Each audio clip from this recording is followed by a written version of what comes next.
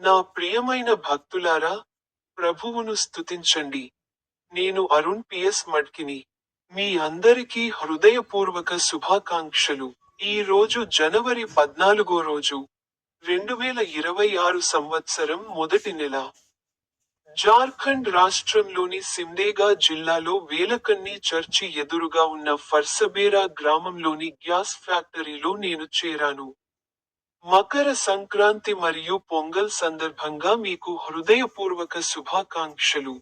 అతను తన బైబిల్ వచనాలలో ఒకదానిపై ఇలా అన్నాడు. యెషయా 60వ అధ్యాయం 22వ వచనంలో ఆయన ఇలా అన్నాడు. చిన్నవాడు 1000 అవుతాడు. బలహీనుడు శక్తివంతమైన దేశం అవుతాడు. నేనే ప్రభువును. నేను ఇవన్నీ త్వరగా, సరైన సమయంలో సాధిస్తాను. అతను మాట్లాడిన చివరి బైబిల్ వచనం. లేవి 11వ అధ్యాయం 14వ వచనంలో ఇలా అన్నాడు. డేగలు మరియు అన్ని రకాల గద్దలు, మీ అందరికీ హృదయపూర్వక శుభాకాంక్షలు. నా యూట్యూబ్ ఛానెల్లోని బటన్పై క్లిక్ చేయడం మర్చిపోవద్దు.